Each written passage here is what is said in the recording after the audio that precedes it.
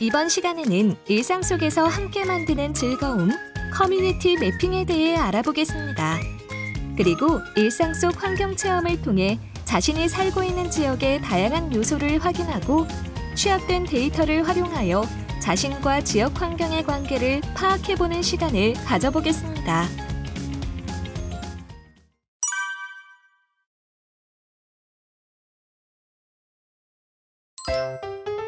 커뮤니티 매핑의 개념.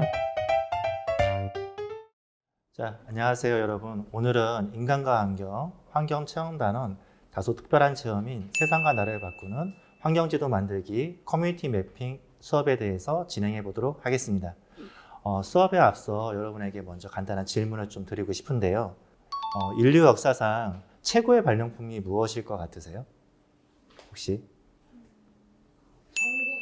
전구요. 에디슨의 전기.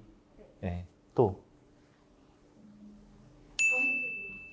네, 좋습니다. 또 한두 명 더 시계.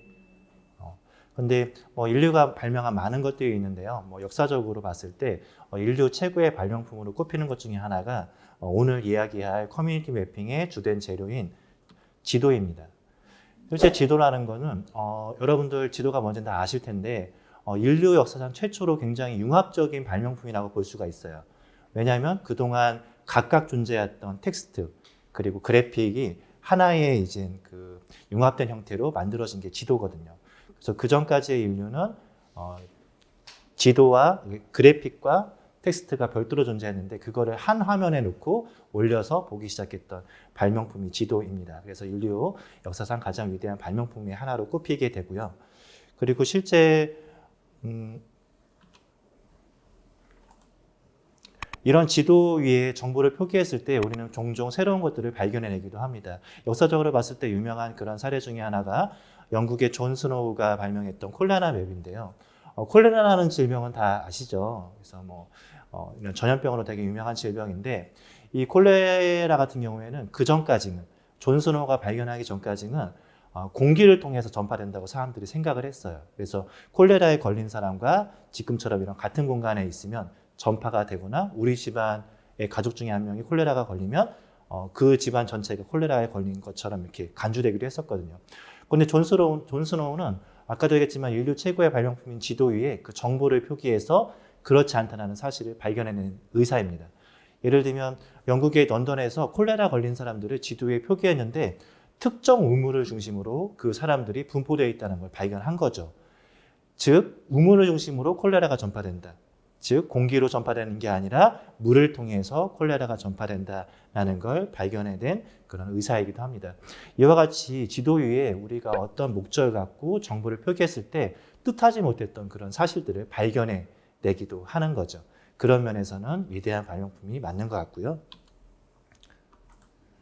실제 그런 게 가능한 최근의 그러한 기술로서 GIS라고 불리는 지리정보 시스템이 이제 상용화되고 많이 대중화되면서 그런 게 활발하게 그 보급이 되기 시작했고 이런 걸 가능하게 했던 기술로서 유명한 게 그 GPS입니다. 근데 GPS는 우리나라와 굉장히 역사가 깊은 기술이에요. 그래서 약자로는 글로벌 포지셔닝 시스템이라는 지구상의 좌표를 표시하는 시스템을 GPS라고 하는데 여러분은 잘 모르시겠지만 1980년도에 우리나라에 칼기 그 폭파 사건이 있었습니다. 러시아의 그 군용기에 의해서 우리나라 민항기가 이제 격추됐던 사건이 있었는데 그때 공교롭게도 저 칼기에 미국의 국회의원들이 많이 타고 있었어요. 미국의 국회의원들이 많이 타고 있었고 미국 입장에서는 되게 그 전쟁을 유발할 정도로 굉장히 큰 사건이었던 거죠. 자국의 국회의원들이 러시아 그 당시만 해도 적대국이었던 러시아의 군용기에 의해서 피랍이 됐으니까요. 그래서 이제 그 당시에 미국만 점유했던 그 GPS라는 기술을 전 세계적으로 보급하는 데 계기가 됐던 그런 사건입니다.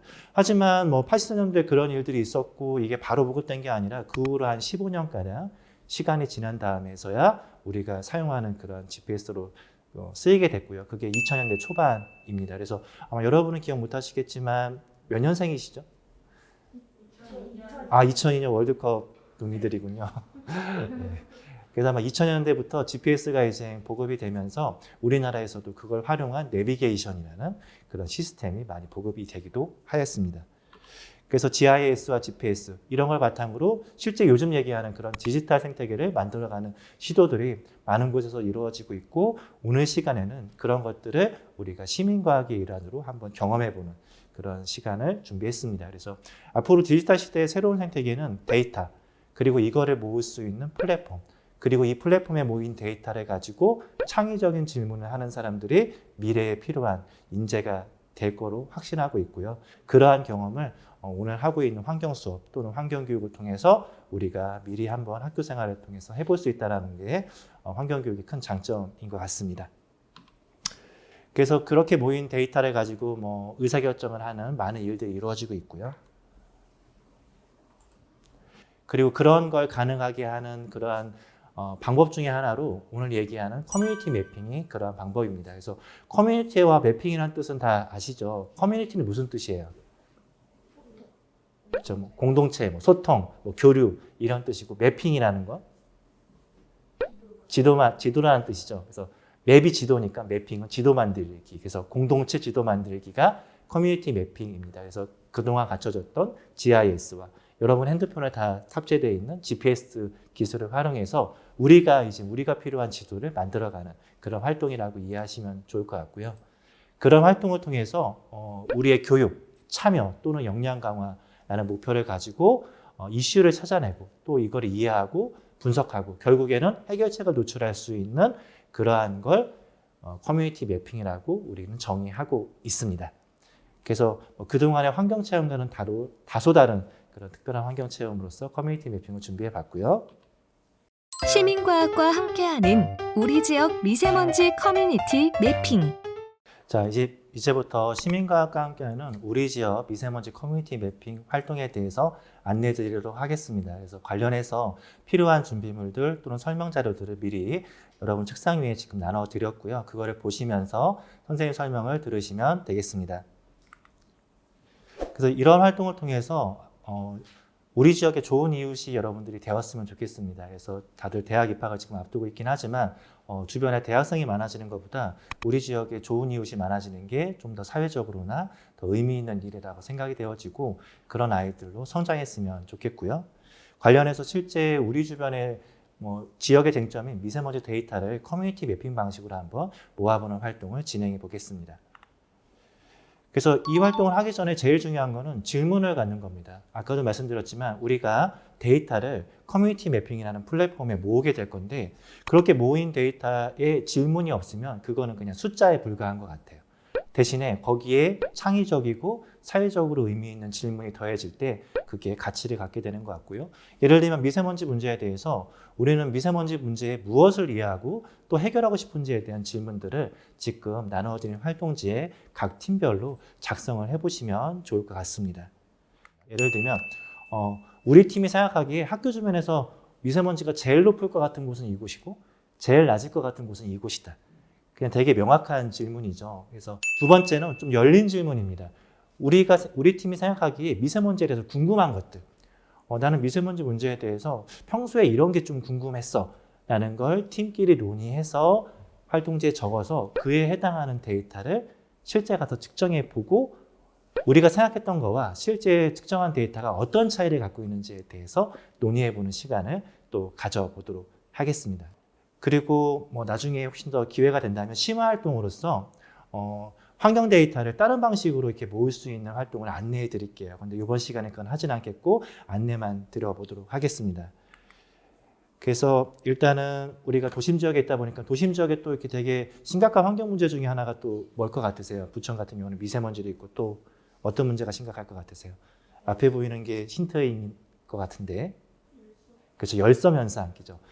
사회 시간이나 이렇게 과학 시간에 배웠던 열섬 현상도 심각합니다. 그래서 열섬 현상을 일으키는 주된 원인 중에 하나가 도시를 덮고 있는 피복 재료들에 대한 문제들이에요. 그래서 요즘에 코로나로 친숙한 이 비접촉 시 적외선 온도계를 가지고 표면의 온도를 재보는 활동도 심화 활동으로 해볼 수가 있습니다. 그래서 그와 관련된 안내는 드려보겠고 나중에 집에 가서나 아니면 방과 후 또는 동아리 활동 때 심화 활동을 한번 전개해 보시면 좋을 것 같습니다. 한 2, 3분 드릴 테니까 한번 자유롭게 논의해서 적어 보시면 되겠습니다.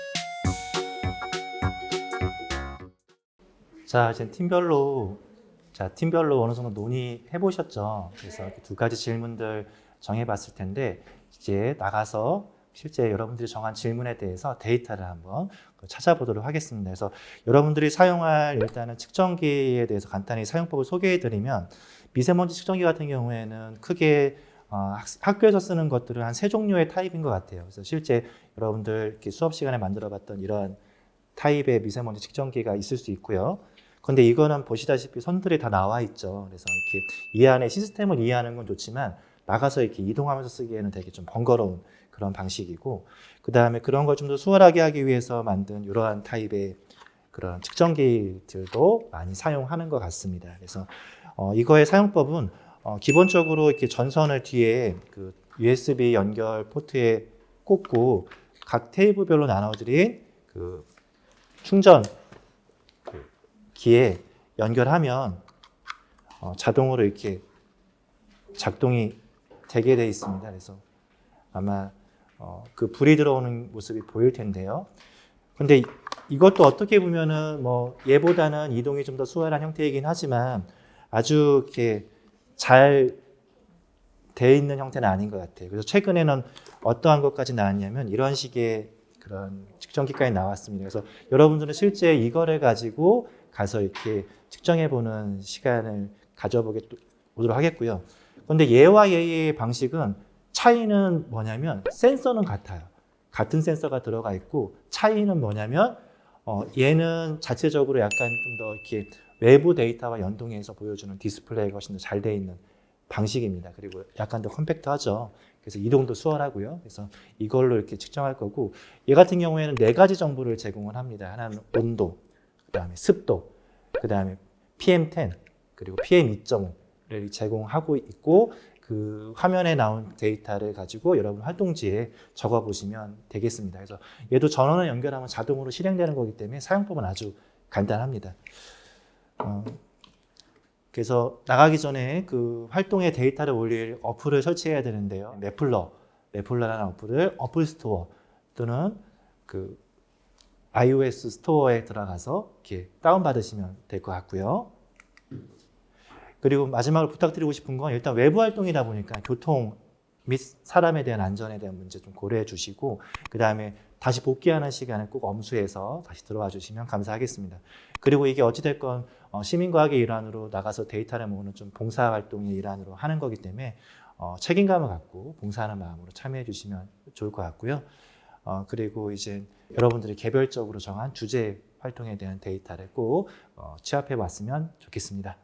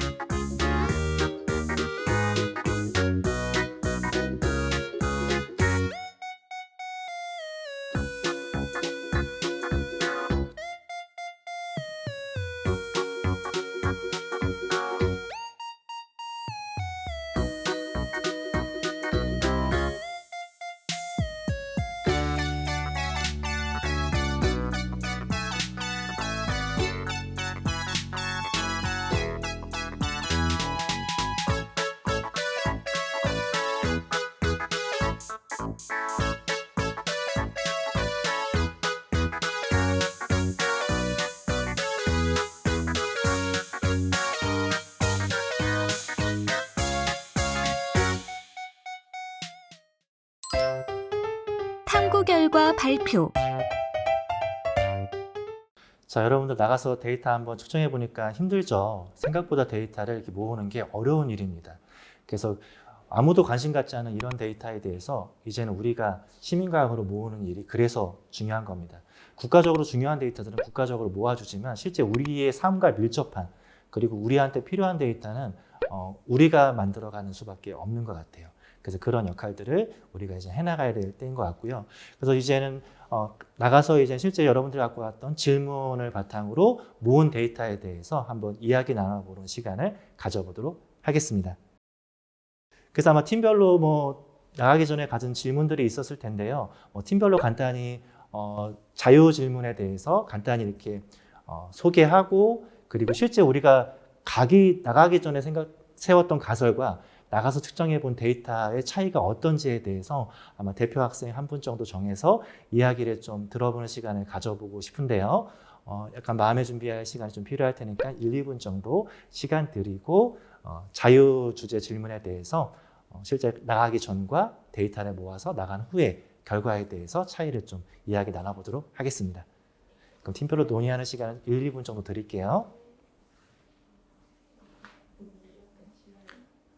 그럼 팀별로 한 명 정도 아까 그 질문에 대해서 이야기해 주시면 됩니다.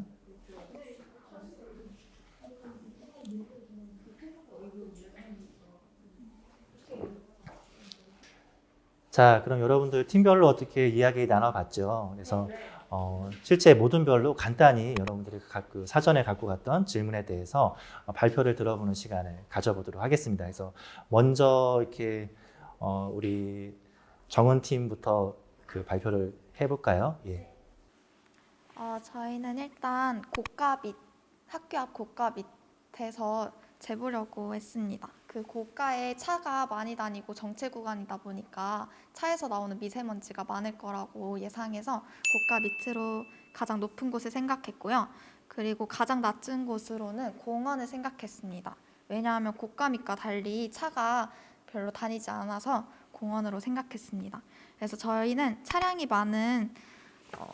차가 많이 다니는 곳과 아닌 곳에 명확한 차이가 있을까에 대한 질문을 갖게 되었고요. 그래서 고가 및 일반도로 공원 이 세 곳을 측정하였습니다. 그러나 실제로 수치는 비슷하게 나왔습니다. 이상입니다. 예, 잘했습니다. 다음으로는 우리 규리팀 한번 들어보도록 할까요? 저희 팀은 1층과 5층을 측정하기로 결정했습니다. 저희는 1층에는 차가 많이 다니고 건물이 많기 때문에 바람이 잘 통하지 않아서 미세먼지 농도가 높을 것이고 5층은 차가 다니지도 못하고 건물이 많이 없기 때문에 바람이 잘 통해서 미세먼지가 없을 거라고 생각했습니다. 그래서 저희는 1층이 가장 낮은 곳, 5층을 가장 낮은 곳으로 설정했고 저희가 생긴 또 다른 질문은 고도에 따라서 미세먼지의 농도 차이가 달라질까? 였습니다. 근데 저희가 예상과는 다르게 1층과 5층의 미세먼지 농도가 비슷하게 측정된 결과를 가졌습니다. 이상입니다. 예, 실제 여러분들 그 짧은 시간이지만 질문을 갖고 데이터를 모으는 활동을 한번 해봤고요. 그리고 이렇게 두 팀 모두 다 처음에 가졌던 질문과는 다소 다른 데이터가 좀 모인 거를 이렇게 확인할 수 있었습니다. 그래서 실제 데이터로 뭔가를 증명하는 게 그래서 중요한 부분인 것 같습니다. 우리의 생각과 실제 데이터에 갖는 그 차이를 우리가 경험하고 이해하는 게 중요한 이런 데이터 분석의 교육이라고 생각되어지고요. 그래서 관련해서 그런 걸 하기 위해서 우리가 가져야 될 사고가 과학적인 부분들을 이해하는 거예요. 왜냐하면 그런 거 분석하기 위해선 과학이 그래서 필요한 거거든요. 그래서 미세먼지의 데이터의 차이를 일으키는 6가지 요인들을 선생님이 정리해서 이렇게 제시해 봤는데요. 일단은 먼지의 밀도, 모양 또는 색깔, 그리고 이제 습도. 왜냐하면 습도를 이제 품게 되면 먼지가 커지거든요. 그래서 오늘처럼 날씨가 흐린 날에 하는지 맑은 날에 하는지 그러니까 또 중요한 변수일 수 있겠고요. 그리고 이제 미세먼지를 필터링하는 방식이나 측정하는 시간대. 예를 들면 아까 고가 얘기하셨는데 송내고등학교 같은 경우에는 옆에 송내 IC가 위치해 있어서 항상 정체 구간이 생기게 됩니다. 근데 보통 우리가 갖고 있는 생각은 자동차가 정체하면 농도가 높을 거라고 생각을 해요. 그런데 아까 정은팀이 나가서 측정해 본 결과와 같이 낮에 측정하면 큰 차이가 발생하지 않습니다. 왜냐하면 이게 고가도로이기 때문에 그런 거거든요. 그래서 과학 시간에 배웠던 다 알고 있는 사실이죠. 낮에는 상승 기류가 생겨서 바람이 위로 올라가는 그런 모습이 나타나게 되고 당연히 배출원이 위에 있는 고가 같은 경우에는 미세먼지가 밑에 그 내려와서 퍼지는 경우가 아주 드물게 생기게 됩니다. 그래서 주변과 농도 차이가 크지 않은 그런 문제들이 생기게 되고요. 그리고 이제 뭐 급격한 초미세먼지 농도의 뭐 농도 변화라든지 특정 지점의 차이, 예를 들면 아까 1층과 5층의 차이 얘기하셨는데 보통 생각하면은 1층이 더 높다고 생각해요. 왜냐하면 뭐 지표면과 가까이 있으니까 먼지가 많을 거라고 생각하는데 그거는 먼지가 많을 수는 있지만 미세먼지 부분에 대해서는 큰 차이가 존재하지 않습니다. 왜냐하면 이게 큰 대기의 흐름이라는 걸 봤을 때 1층이나 5층이나 1m나 100m나 어차피 지표 부분에서 일어나는 활동이라는 것은 큰 차이가 있진 않거든요. 그래서 농도 차이가 이제 그 고도의 차이라기보다는 뭐 주변의 발생원이 얼마나 가까이에 있는지 그리고 온도가 어떤지 습도가 어떤지 이런 거에 대한 차이를 더 많이 받게 됩니다. 뭐 그런 부분에 대해서 우리가 한 번쯤은 데이터를 통해서 생각해보는 시간을 가져봤고요. 그래서 우리가 그 실제 학생들과 함께 창의적 체험활동 시간에 나가서 저런 데이터를 모을 수도 있습니다. 이거는 이제 학교에서 창의적 체험활동 시간에 우리 지역인 부천 지역에 나가서 2시간 정도 데이터를 모은 걸 이렇게 모아놓은 그런 모습인데요. 실제 2시간 동안 550개 정도의 데이터를 모았고 어떤 면에서는 동일 시간대에 모은 데이터라고 볼 수도 있습니다. 동일한 측정기를 가지고 동일 시간대에 모은 데이터죠. 실제 이런 역할을 할 수 있는 건 제가 보기엔 우리 사회에서 학생들밖에 없는 것 같아요. 그 정도의 시간적 여유를 갖고 있는 건 학생들이거든요. 그리고 이렇게 모은 데이터가 보여주는 굉장히 많은 그런 사실들이 있습니다. 예를 들면 우리가 다 알고 있는 사실들이죠. 도로 주변에 미세먼지가 높을 거다라는 사실들. 예를 들면 중앙에 이제 다 알다시피 그 중앙로가 이렇게 있지 않습니까? 그런데 이 지역이 다른 지역에 비해서 농도가 높은 걸 그 시각적으로 봤을 때 확인할 수가 있어요. 그래서 바꿔 말하면 도로 주변이 미세먼지가 높다라는 걸 이야기할 수도 있고요. 그렇기 때문에 미세먼지를 줄이기 위해서는 교통량을 통제하는 방식들 이런 것 등이 필요한 것들이죠.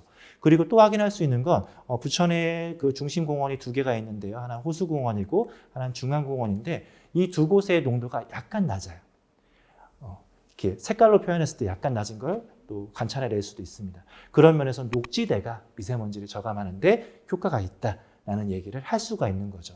그래서 그런 정책 제안들을 우리가 이런 데이터를 가지고 할 수 있을 때 실제 세상은 조금씩 바뀌어가는 걸 확인할 수 있을 것 같습니다. 그리고 그런 걸 시각적으로 이렇게 보여주는 많은 데이터 처리 기술들이 과거에는 진짜 전문가들만 접할 수 있었는데 최근에 와서는 우리들도 사용할 수 있게끔 이렇게 많이 보급되어 있는 상황이고요. 그래서 봤을 때 이곳이 농도가 제일 높거든요. 이곳이 농도가 제일 높고 그곳에 또 공교롭게도 부천시에서 뭐를 만들었냐면 전국 최초로 미세먼지 스마트 정류장을 만들어서 그곳에 설치를 했습니다. 물론 여러분 활동과 별개로 이루어지는 활동이긴 하지만 실제 부천시에서 저곳을 정했을 때 많은 고민들이 있었을 거예요. 되게 상징적인 곳에 저걸 만들어야 되는데 그 상징적인 곳을 찾기가 어렵잖아요. 그런데 우리에게 시간과 약간의 그런 기술적인 지원만 된다면 학생들이 2시간만 활동을 하면 그런 데이터를 모을 수도 있다라는 거를 우리가 이제 한번 경험해 봤고요.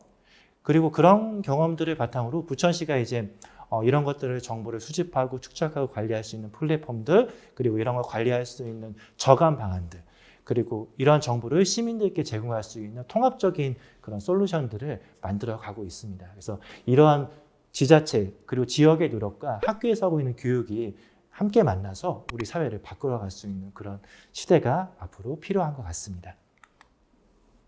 왜냐하면 그러한 정보들을 얻기 위해선 지금 보이는 그런 국가망 데이터로는 얻기가 되게 어렵거든요. 저 5개의 그 측정소는 국가에서 관리하고 있는 공기질 측정소입니다.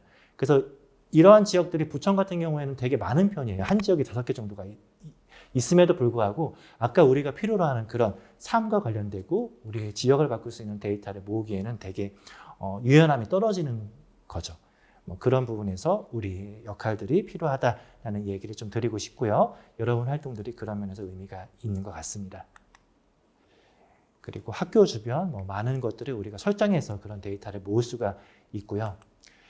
그래서 이렇게 지역과 함께하는 그런 활동들이 앞으로 이런 수업을 바탕으로 많아졌으면 좋겠다라는 게 선생님의 바람이고 그런 역할을 할 수 있는 사람으로 여러분들이 성장했으면 좋겠습니다.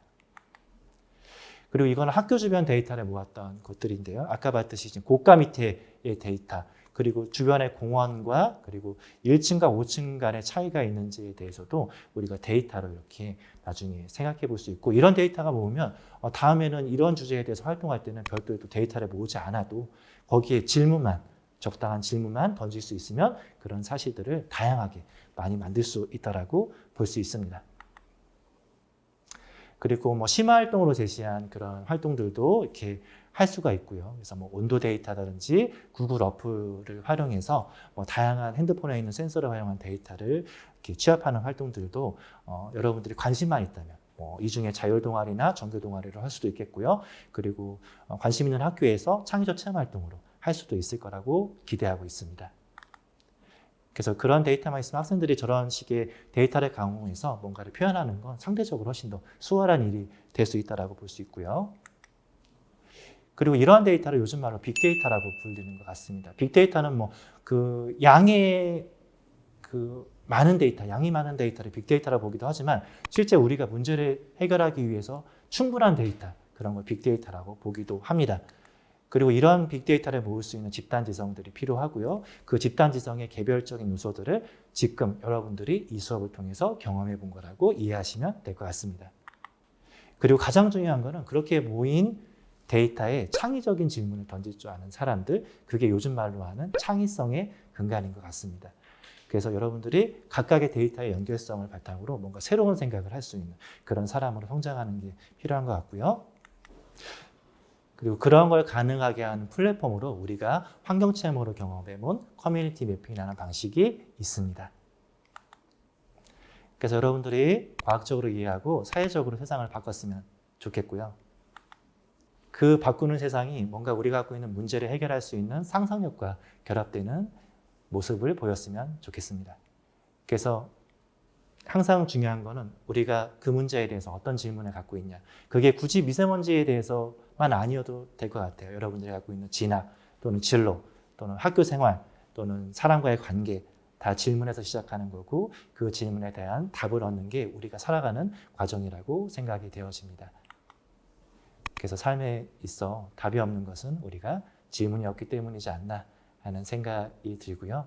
뭐 이러한 이야기에 그런 이야기를 생각해보는 계기로 이번 수업을 준비해서 같이 한번 활동해 봤습니다. 그래서 꼭 질문을 갖는 우리 사회에 필요한 그런 어른으로 여러분들이 성장했으면 좋겠습니다. 그럼 이상으로 오늘 수업은 여기서 마치도록 하겠습니다. 다들 수고 많으셨습니다.